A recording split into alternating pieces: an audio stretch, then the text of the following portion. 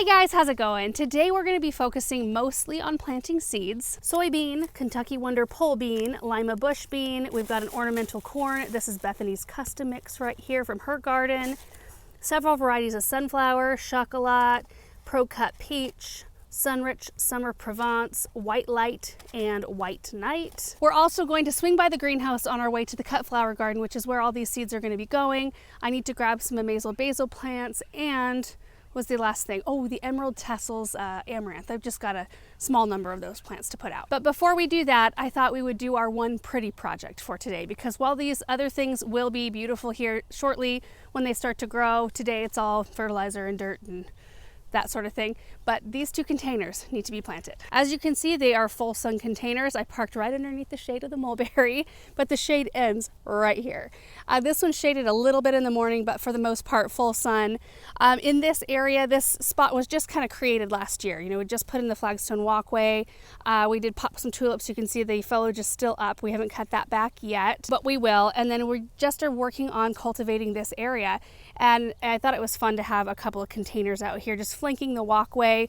We've got some beautiful things to put in here. We're gonna only use 5 plants. So 5 plants total per pot. And I wanna say that this diameter, it's got to be 24 inches. So we are going to be topping it up with our potting mix. We'll add in our slow release fertilizer right here. And then in each pot, we're gonna use a Play in the Blue salvia as our centerpiece. These grow 2 to 4 feet tall and wide. And then one each of the rest of these things. We have the Supertunia Royal Velvet. Let me get it in more sun. Look at the color on that. Such a deep, rich purple. Then we've got the Superbena Violet Ice. I had these two in our Hartley containers last year and they were phenomenal together. We've got the Violet Night Lobularia, bringing a little bit more of a delicate touch in the way the flowers look. And then Supertunia Priscilla, which I've been trying to kind of tuck into every single container I plant this year, it seems. I thought this would be a fun way to start off today's project. It always feels good to button up a couple empty containers and start making them look good for the season.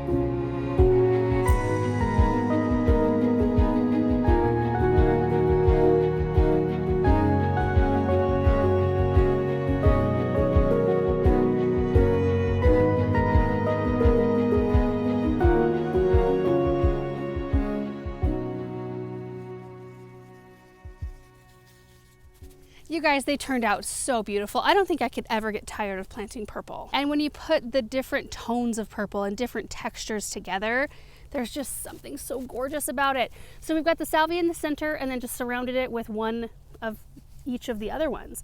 And they all have plenty of space. I initially was gonna put 3 Superbena in here and then put the other ones between, and then I just thought, that's too much. Let's just do 5 plants in these containers. I think they're gonna be so happy right up until the very end of the season because they've got plenty of room. I actually had some of the Supertunias, the Vivid Orchid in the gator to plant these containers with. And then I thought there's so much open space up here, we will likely come in with some of the annuals that we have left over after we've made it through all of our containers and projects that we have kind of some of those plants allocated for. We come out here with extras and plant them in areas like this that are very open that we haven't cultivated yet. And purple is so versatile. It can go warm, it can go cool, it can go with any shade of anything we decide to put in the ground. And I don't think that Vivid Orchid could do that. Like with the purple, we could put, you know, the Supertunia Honey, which are very mustard and yellow. We could put that in the ground and it would be a beautiful contrast. Or we could put bubble gums in the ground and it would go very cool and look beautiful. Purple is never a bad choice, ever. Okay, so project number 1 is done. Let's swing by the greenhouse, get the rest of our plants. We'll stop by the raised beds first because I actually do think that's where the basil is gonna go. And then we'll head out to the cut garden for the rest of our planting. And tomorrow, you guys, tomorrow is Dahlia Day. There was one year though that I planted everything in the ground like late June. We have such a long growing season that Usually, like I used to shoot for first or second week of May to get all my seeds and all that kind of thing in the ground. Now it's kind of like end of May, beginning of June when it happens, but they have plenty of time to grow. The parterre is looking gorgeous. You know, we have the 4 containers on either side of the benches to plant. Not today, we'll do that another day. Too many seeds to get in the ground right now.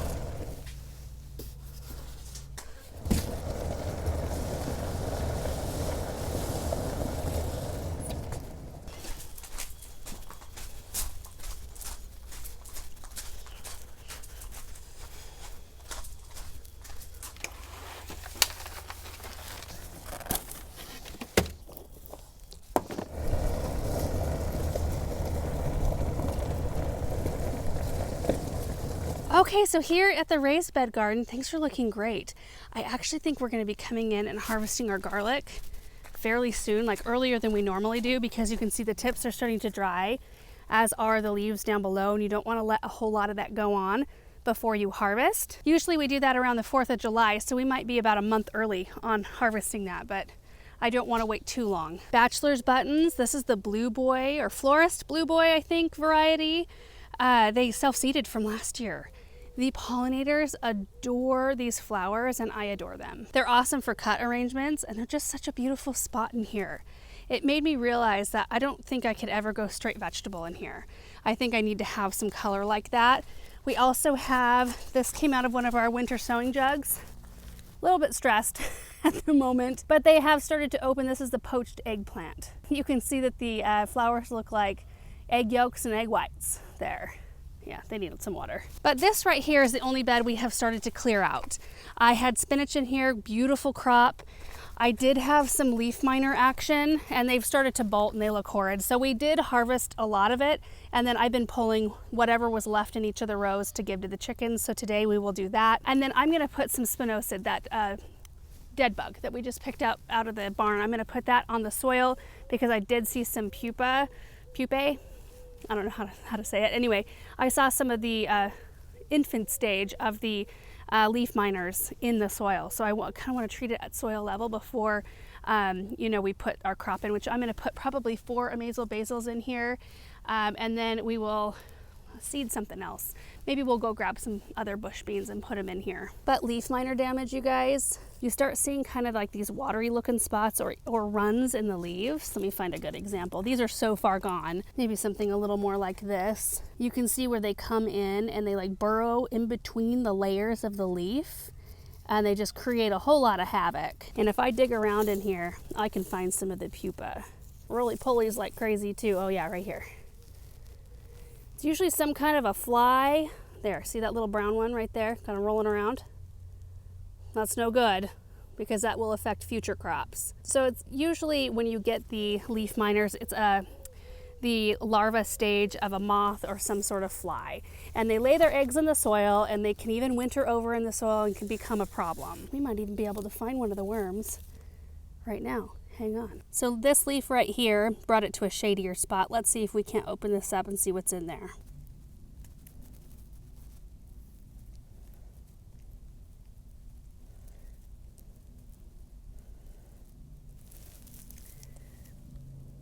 See that?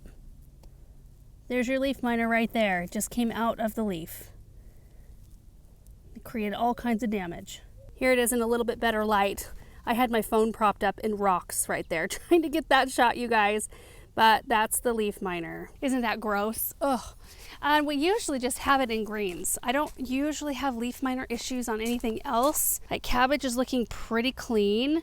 We deal with the cabbage moths, so the little green caterpillars, and they do this sort of damage right here. But these are so close to harvest, I'm not going to even spray them. These have not been touched with any spray at all. And in that case, I usually spray a spinosad-based spray, like this is a spinosad-based and iron phosphate, or I spray BT. I usually lean on BT first because it's the most benign of anything that you can spray, and it targets the larva stage, like the caterpillar stage of the insect.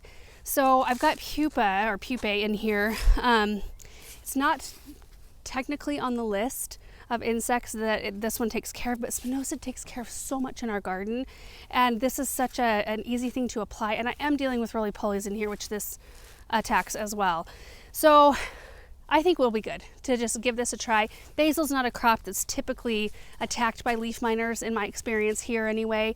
It's usually just my greens. Most of the greens I harvested this spring came out of our greenhouse, and it wasn't even greens I planted in containers. It was greens that had like seeds that had fallen on the greenhouse floor, and they almost grew hydroponically in a way. Like their roots were not attached to soil because I've got landscape fabric underneath the gravel in our greenhouse. So the seed would fall in between the stones, and then it would kind of root into the landscape fabric and just get whatever water was coming down from the tables. And I had the most beautiful heads of lettuce that came up in the greenhouse, and I cannot tell you how many of those cut. And every time I did, I thought about the living butter lettuce you can buy at the store in those kind of cases, and what are they, like $5 for one? And it's really good lettuce, but it's $5 in a great big plastic container, and I'm just cutting them off the floor of our greenhouse. So maybe next year we'll just scatter seed and see what happens. Okay, so let's tackle getting this all done. We need to clear the spinach out. I'll put the bug and slug down. We'll get our basil in, and I decided I've got some Big Smile dwarf sunflowers that grow 12 to 24 inches tall. We're gonna put them in this side. So as you walk in the raised bed garden, you'll see those big happy faces looking at you.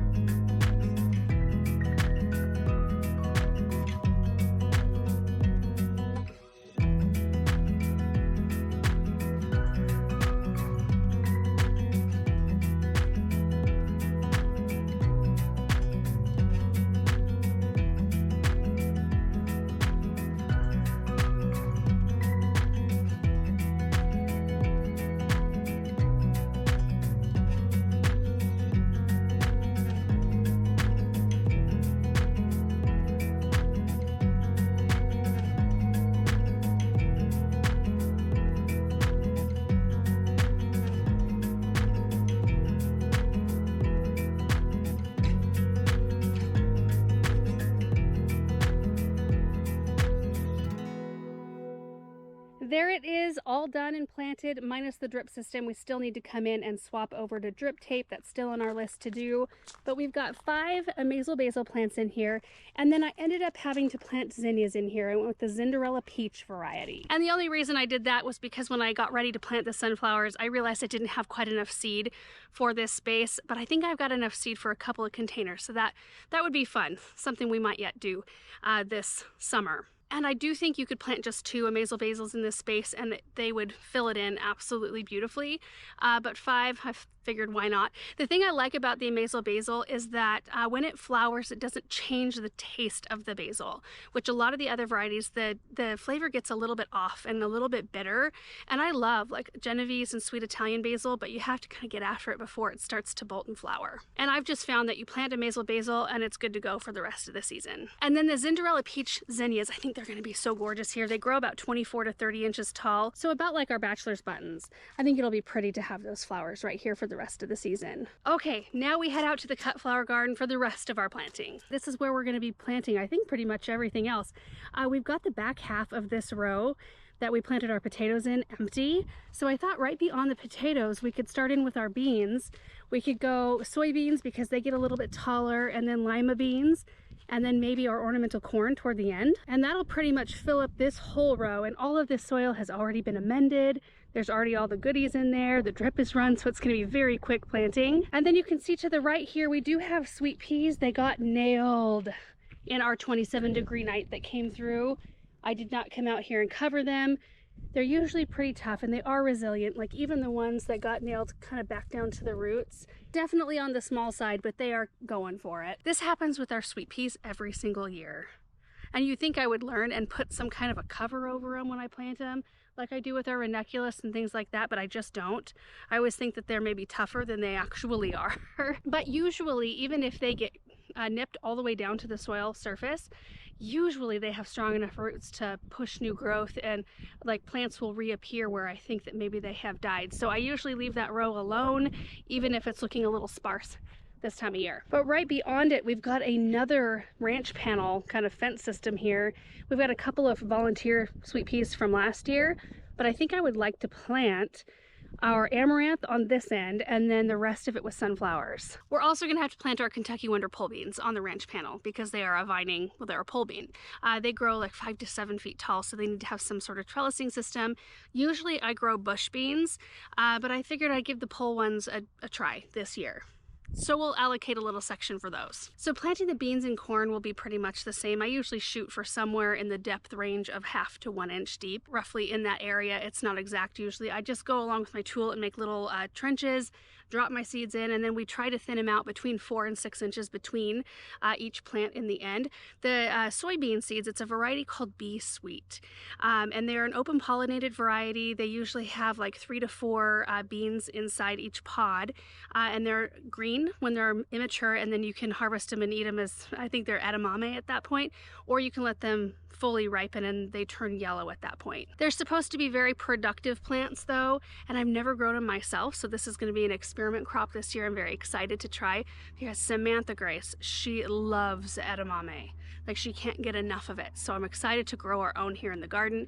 And then the lima beans, which I really like, and I think Samantha will like them. I don't know about Benjamin, but it's been a long time since I've grown those too. And they usually have 4 or 5 great big beans per pod. The plants on those don't get quite as big. I think they top out at about 18 to 24 inches or so, but we're gonna do all the spacing just the same for all of the beans and the corn. And then the sunflowers, we're gonna plant the seeds about a 1/2 inch deep and we'll space them out every 4 to 6 inches. I tried to get down here in the shade of the of the gators, so not working very well. Okay, I'm gonna go grab some labels because I did forget those, and then we're just going to plant, and I will give you a little walkthrough when we're all done.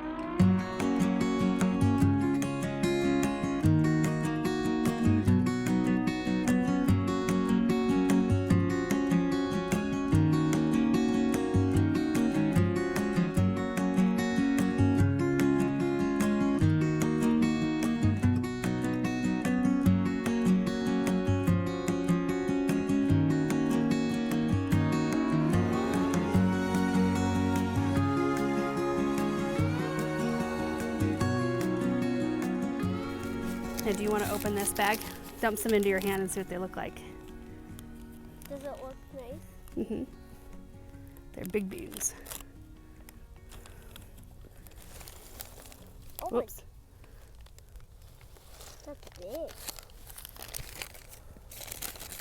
These we're going to space out a little bit further.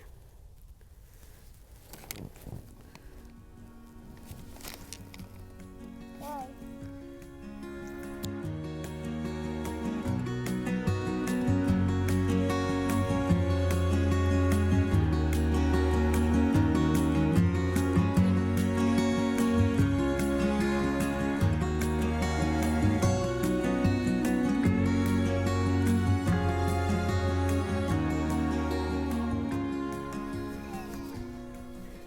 Samantha, you found some good ones?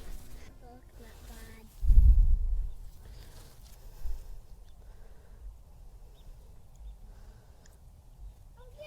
not bad. Good. Okay, you guys ready to plant the corn?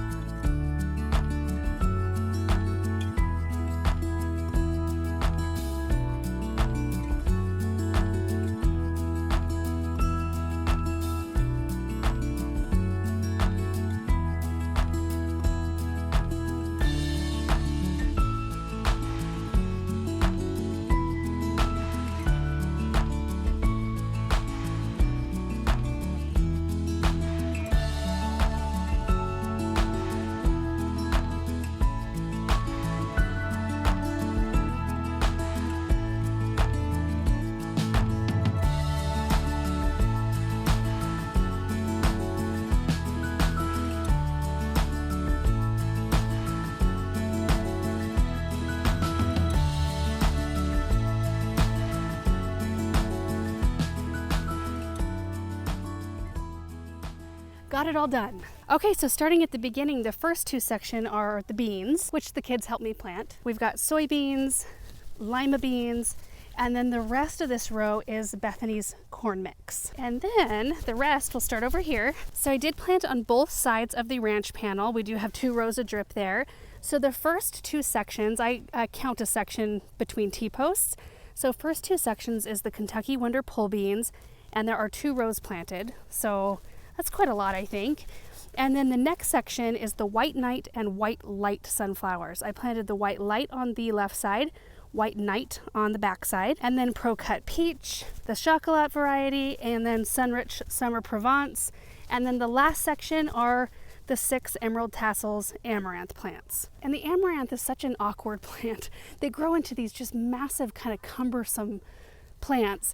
And Emerald Tassels is really the only one over the years that I've ended up like consistently using in cut flower arrangements. So that's the only variety I grew, and I only grew a small amount because I knew I would only need a small amount. So now I think, other than just 2 very small sections, one of which is right up here in the front of this row, and there's a very small section between my bell peppers here and the Rudbeckia, I think this whole section is planted. And things are really looking nice. The strawberries are loading up with blooms and fruit, but they do need to be treated for chlorosis.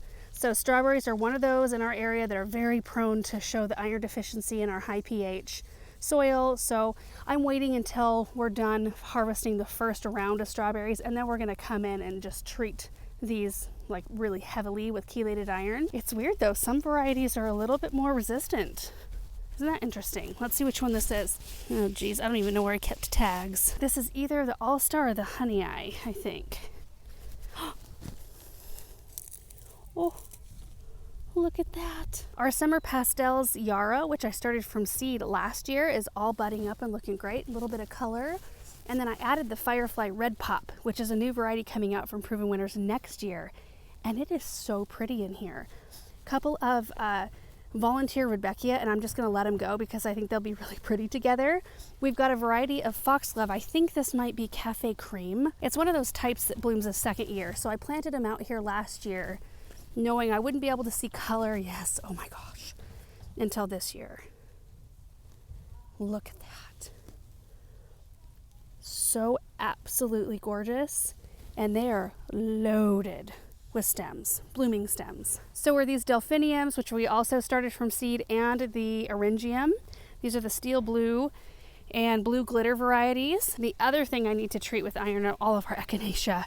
This is Echinacea purpurea, started from seed last year, and they bloomed beautifully their first year, but you can see some of them are just horribly iron deficient. And our onion crop is looking really nice, also started from seed. I love that. I love as you look out through this area, the only thing that I did not start from seed are the strawberries and the Firefly Red Pop Yarrow. It just makes it that much more rewarding to me to know that everything was started in the greenhouse or in the studio and then made its way out here. I don't know why, but it just does. And you guys, I think that is going to be it for today. Got a lot done, I feel like. I mean, just getting all of those warm season crops in, it feels good. Now there are a whole bunch of other flowers that I'm going to be seeding, primarily zinnias and cosmos that I'm just expecting to do a late crop with because I'm still waiting on these bulbs to be done. So in our annual section here, we have a lot of our flowers planted out, ranunculus looking amazing, and then our spring bulbs. And I really want to experiment with carrying these over, but I've got to let them soak up as much energy as possible before I start to pull them.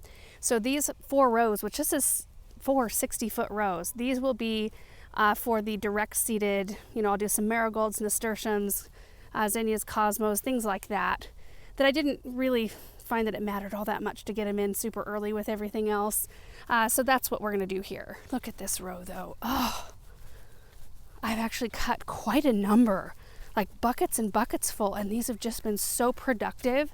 And the amazing thing, look at this. Oh, the amazing thing about these is that I very first started planting ranunculus in like 2019, I think, in any sort of big quantity. I think it was 2019. Anyway, it was the year Floret actually sent out a bunch of ranunculus and anemone corms, and I thought, well, we're gonna do this. This will be fun. So I ended up planting them in our raised bed garden, and they were gorgeous. All of these are from that, I think pretty much all of them are from the original crop. I'm not sure that Maybe I ordered another 1 or 2 varieties, but the bulk of what we have is from what we originally grew. And I love that. Same with the dahlia area. They're so prolific, and if you store them, you can just plant them from year to year, and you're not out that initial cost. Isn't that just gorgeous? Just enjoy it so much. I enjoy it just as much looking at it right out here as I do having them in cut arrangements. It's the joy of growing for me, and the joy of seeing things planted out in the ground, I think, more than anything else. Anyway, guys, thank you so much for watching today's video. I hope you enjoyed it, and we will see you in the next one. Bye.